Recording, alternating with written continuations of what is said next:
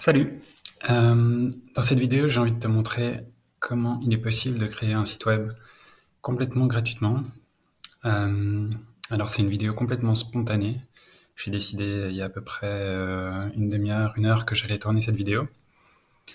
Donc elle est très mal préparée, donc si elle est trop longue, n'hésite pas à passer à travers et à essayer de regarder ce qui t'intéresse. J'ai décidé de créer une mailing list pour tenir les gens au courant des développements de ce projet.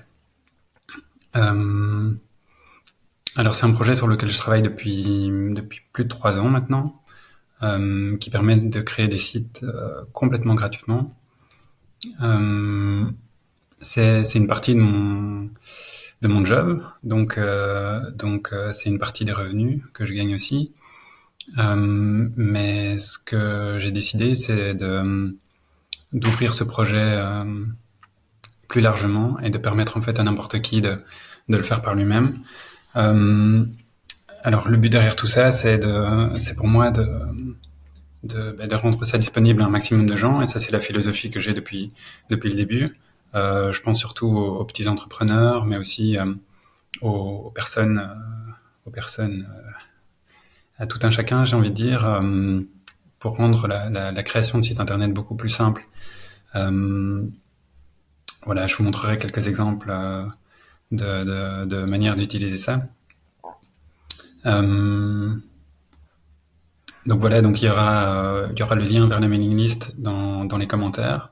Donc si tu es intéressé pour suivre la suite du projet, n'hésite pas à t'inscrire. Je ne sais pas encore exactement quelle forme va prendre la suite des événements, peut-être un cours en ligne, peut-être une suite de mails avec des tutoriels progressifs pour apprendre à utiliser l'outil. Mon but finalement, pour être tout à fait transparent, c'est de rendre ce projet complètement ouvert. Donc le code est déjà open source depuis un petit temps maintenant, mais j'ai fait très peu de communication par rapport à ce projet. Donc le but maintenant, c'est de faire un petit peu plus de communication, de voir s'il y a de l'intérêt et de voir si par la suite je peux trouver une manière de financer une version suivante de ce logiciel. Et voilà, et voir quelle forme ça peut prendre à l'avenir en fonction des demandes aussi de chacun. Voilà, assez pour l'introduction. On va passer aux démos et un peu aux explications du projet. Donc ça, c'est le site actuel, toile.io. C'est le site qui présente un petit peu le projet. Je vais vérifier si j'avais d'autres choses que j'avais pensé à dire. Non, c'est bon. Donc, ouais, donc n'hésite pas à aller voir un petit peu le site toile.io. C'est un petit peu expliquer tout ce qu'on peut y faire. On va le parcourir vite fait ensemble. Et comme ça, tu vois un petit peu ce qui s'y passe et tu vois un petit peu aussi à quoi ressemble un site toile. Donc j'appelle ça un site toile. Les sites qui sont faits avec toile, forcément le site toile.io est fait lui-même avec toile, qui est l'outil de création de site qui est caché derrière. Donc on va parcourir ensemble quelques exemples ici de sites qui ont été faits avec toile. Peut-être vite faire regarder les features. Donc pour l'instant il est en anglais. Bref, je rentre pas dans ces détails, mais on va les parcourir ensemble vite fait. Donc l'avantage de ces sites, c'est qu'en fait c'est des sites, ce qu'on appelle des sites statiques, ou des sites Jamstack. Ça devient un terme qui commence tout doucement à être connu. Donc l'idée, c'est qu'il n'y a pas de serveur qui tourne derrière. Donc comparé à un WordPress par exemple, ça diminue énormément l'impact au niveau sécurité, etc. Donc c'est des sites qui demandent aucune maintenance. Donc si tu publies un site aujourd'hui avec Toile, dans 5 ans, 10 ans, il peut toujours être en ligne et il n'y a pas de brèche de sécurité qui va s'ouvrir, quoi que ce soit. Donc c'est assez pratique. Le fait qu'il soit statique, ça demande aussi très peu d'entretien, je veux dire au niveau serveur, etc. Donc ça demande pas de serveur classique. Donc je te montrerai après comment ça fonctionne. Donc ça veut dire aussi qu'il n'y a pas d'abonnement mensuel, il n'y a pas besoin d'un hébergement classique en fait. Quels sont les autres avantages? On va parcourir tout ça ensemble ici. Donc voilà, j'ai séparé ça en quatre parties, et les trois premières sont les trois sur lesquelles Toile peut aider en fait. Donc au niveau du temps que ça prend pour mettre en place le site, il n'y a pas besoin de compétences techniques. Tout peut être fait avec. Et voilà, il faut comprendre la logique, mais une fois qu'on a compris un petit peu comment, c'est du Lego quoi. Donc une fois qu'on a compris comment on met les blocs ensemble, tout ça tient ensemble. On utilise un CMS. Donc un CMS, c'est Content Management System. C'est donc là que tu vas gérer ton contenu, éditer tes textes, ajouter des images, etc., etc. Donc sécurité, j'ai dit vite fait, j'ai touché un mot vite fait. Donc on peut voir ici que l'URL elle est bien en HTTPS, donc ça c'est important pour notamment le SEO, donc les moteurs de recherche. Voilà, c'est important pour la sécurité de vos visiteurs aussi. Si jamais tu mets des paiements en ligne ou des choses comme ça, c'est important d'avoir ce HTTPS. Protection contre les spams, donc on masque les adresses mail et les formulaires en eux-mêmes sont protégés contre les spams aussi. Alors bon, il y en a toujours un ou deux qui passent parce que c'est difficile de tout filtrer en étant sûr de pas filtrer ce qui ne doit pas être filtré.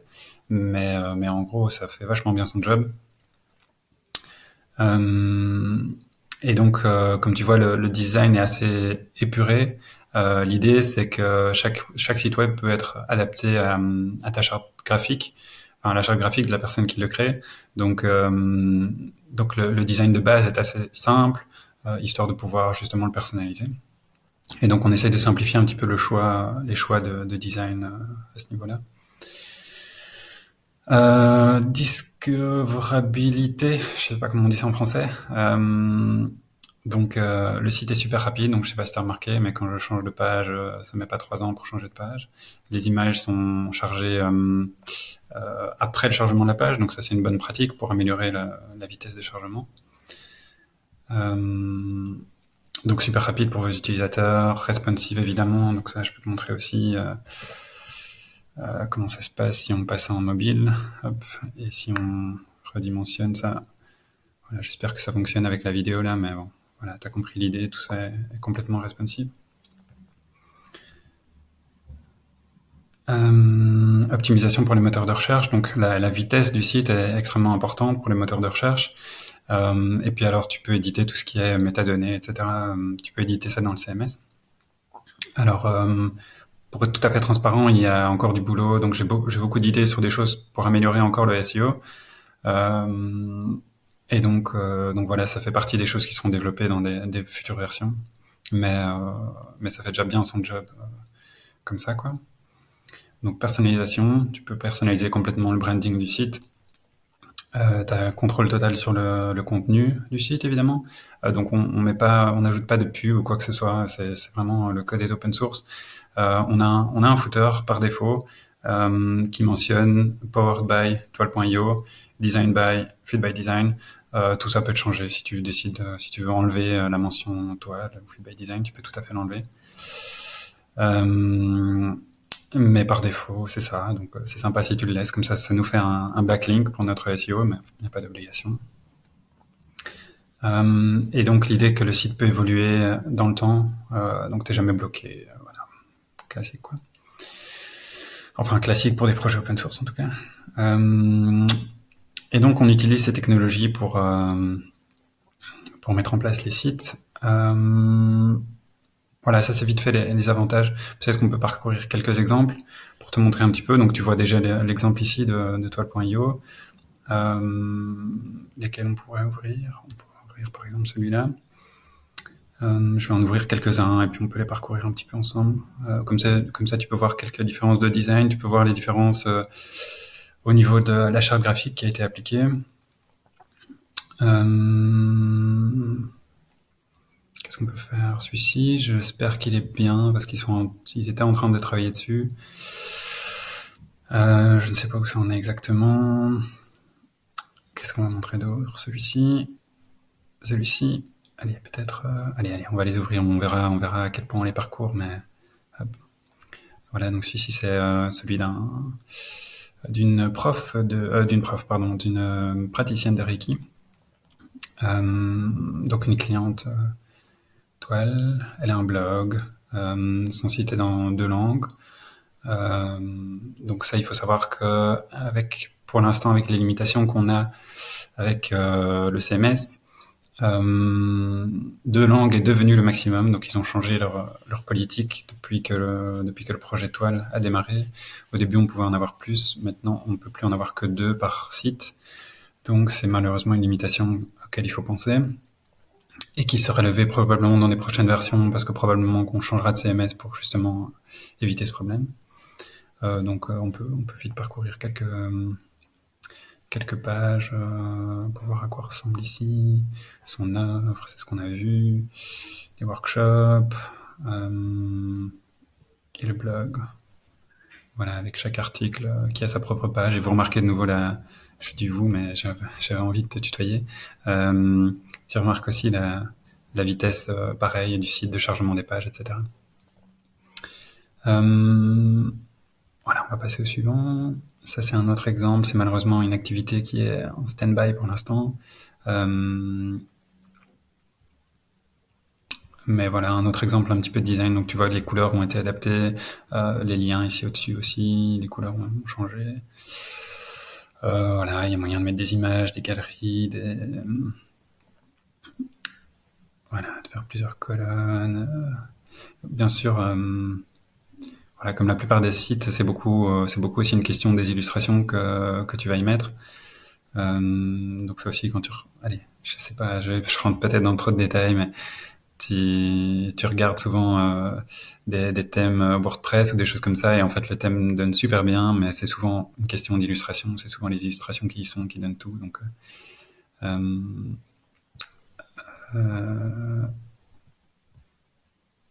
voilà, est-ce que tu me vois? Voilà, c'était j'avais désactivé le JavaScript sur ce site, du coup je ne sais pas si la vidéo s'est arrêtée pendant quelques secondes, mais me revoilà. Donc voilà un autre site avec des sections un petit peu, des images en background qui défilent. Les différents services, quelque chose d'intéressant ici chez elle. Je dis elle parce que c'est trois chouettes nanas qui ont ce projet.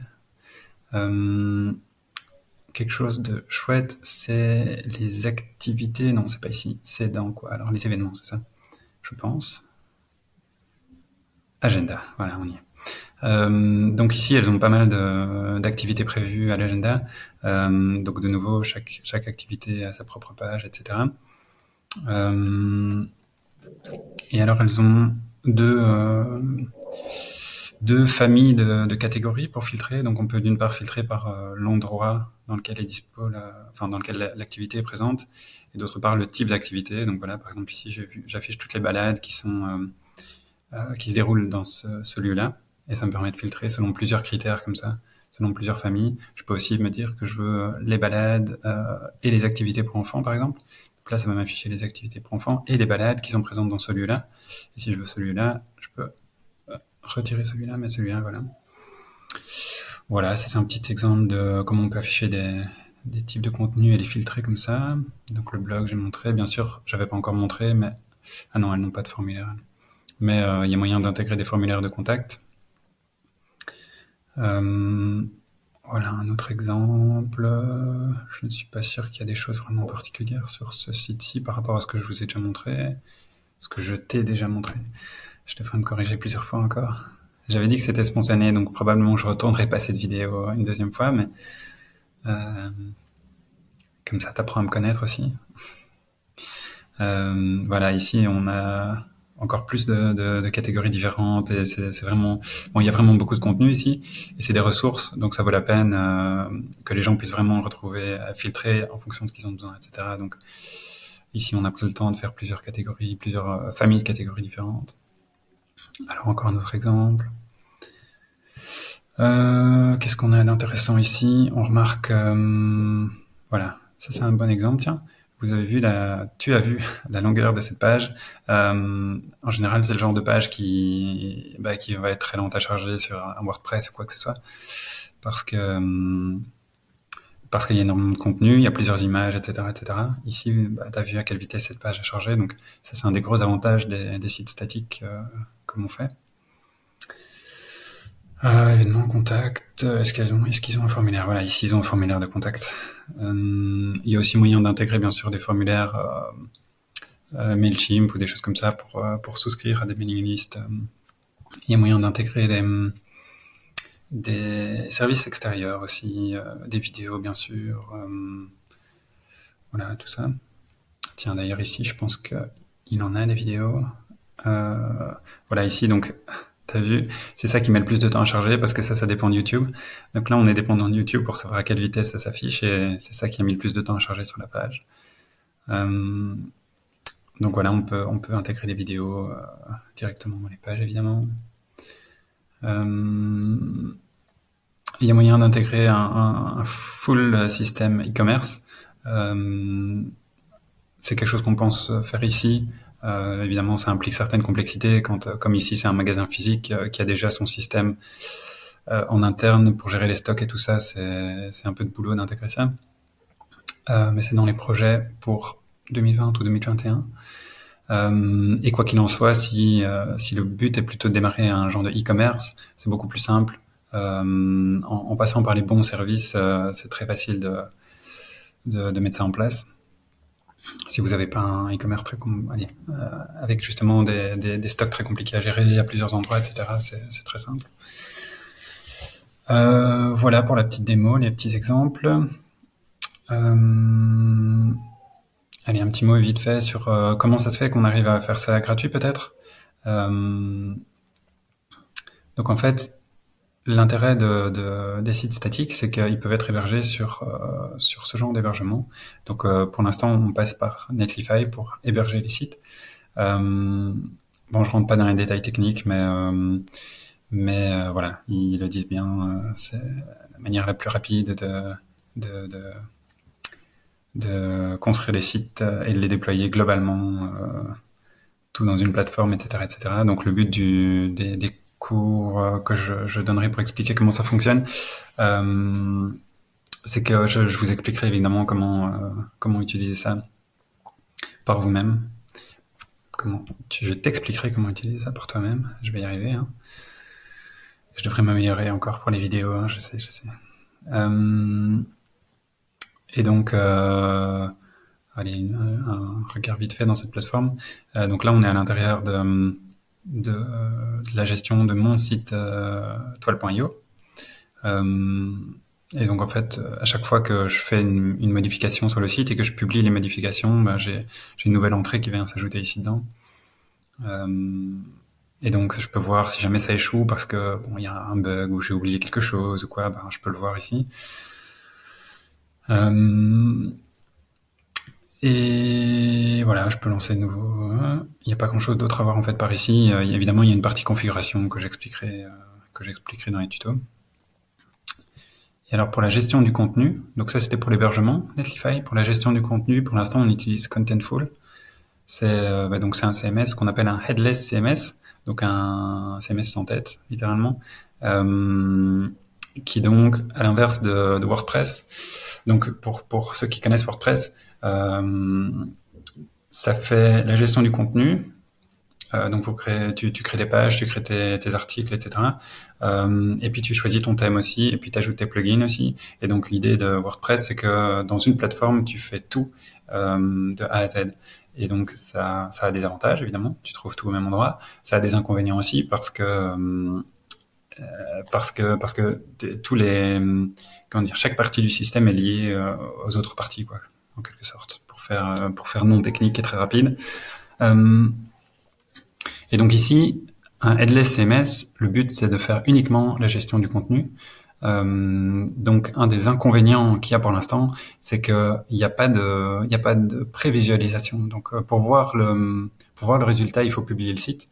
Alors ce qu'on fait pour éviter de devoir tout publier chaque fois à la vue de tous, c'est qu'on a une version, on appelle ça une version stage du site, c'est-à-dire une version qui n'est pas publique, qui est une copie conforme du site définitif, mais sur lequel on peut pousser des modifications, voir ce que ça donne, et dès qu'on est content avec les modifications, on les publie en prod, on appelle ça en production, donc sur le site qui est à la vue de tous. Donc il faut savoir qu'un des points négatifs, c'est que pour l'instant, il n'y a pas encore de bonne façon d'avoir une prévisualisation du résultat de ce qu'on fait, quoi. Voilà, donc si tu veux aller voir ce site, tu peux aller voir. Donc évidemment aussi, comme on passe par des services extérieurs, on est lié à leurs conditions générales et à leurs conditions d'utilisation. Pour un usage classique comme probablement 90% des gens pourraient en avoir pour un site perso, un site d'une petite entreprise, même d'une moyenne entreprise. Allez, ça peut aller vachement loin. On rentre complètement dans le plan gratuit à la fois de Netlify et de Contentful. De nouveau parce que on a un site qui est entièrement statique, et donc en fait ça demande très très peu de ressources. Donc normalement il n'y a pas de raison que tu rentres dans le plan payant, ni de l'un ni de l'autre. Voilà peut-être un petit rapide tour d'horizon, mais je vais pas rentrer dans les détails de comment on utilise ce système. Donc parce qu'ici il faut comprendre un petit peu la logique, et donc il faut que je rentre un petit peu plus dans les détails de l'utilisation du système, mais donc c'est en gros, une fois qu'on a compris la logique, c'est des formulaires, quoi. Malheureusement, il y a pas bon, il y a des meilleures manières de faire des CMS, mais ce sera pour la prochaine version. Donc disons par exemple, ça c'est ma page d'accueil. Et alors, donc c'est un formulaire avec des champs à remplir, et donc ça, j'expliquerai comment on peut remplir ces champs. Et puis alors, on peut avoir des sections donc la page va être découpée en sections et en blocs, ce qu'on appelle des blocs. Donc par exemple ici c'est un bloc texte. Si je rentre dans ce bloc texte, je vais voir que ça correspond à mon bloc qui était en bas de ma page, Checkout of Features. Si je retourne sur la page d'accueil ici, hop, ça correspond à ce bloc qui est ici en dessous, qui est écrit en plus gros et qui... bref, voilà. Donc évidemment, lien entre pages, etc. Voilà, je vais pas rentrer plus dans les détails de Contentful dans cette vidéo-ci. Je pense qu'elle est déjà assez longue. Voilà, j'avais envie de faire quelque chose de spontané. J'espère que ça marche, que ça te parle. Si t'es intéressé d'en savoir plus, comme je disais, inscris-toi à la newsletter. Ce sera la meilleure manière pour moi de savoir si ce projet est intéressant pour des gens. Je réfléchis vite si j'ai oublié de préciser quelque chose. J'ai dit, je vais sûrement mettre dans le titre de la vidéo que c'est vraiment pour créer des sites web gratuits. Alors, il n'y a pas d'arnaque. Il n'y a pas d'arnaque. C'est-à-dire que il y a pas de pub, il n'y a pas d'hébergement à payer. Il y a une chose à payer, c'est si tu veux avoir ton nom de domaine à toi, c'est-à-dire comme ici, j'ai toile.io. C'est un nom de domaine que j'ai évidemment réservé sur un registrar, on dit en anglais, je sais pas comment on dit en français. Et donc ce nom de domaine, évidemment, ça, moi je peux pas te l'offrir, donc ça il faudra le réserver. Mais c'est la seule chose à payer, et c'est 15 € par an, quelque chose comme ça.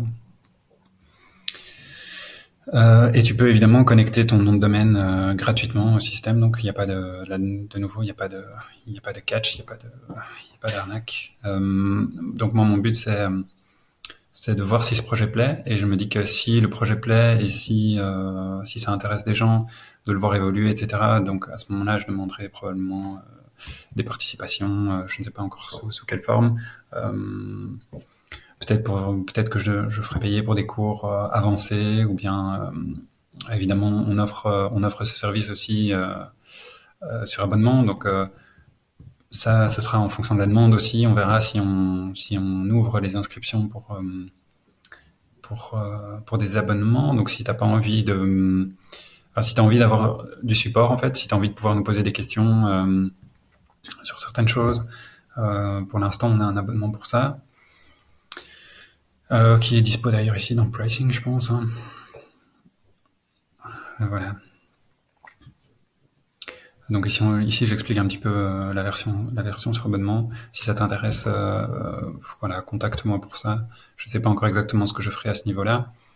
Donc j'ai parlé des cours que je ferai probablement, peut-être des cours avancés pour rentabiliser un petit peu le projet, quand même lui donner un sens et allez, comme on dit, l'argent c'est de l'oxygène finalement, donc c'est aussi ce qui va permettre de faire évoluer le projet.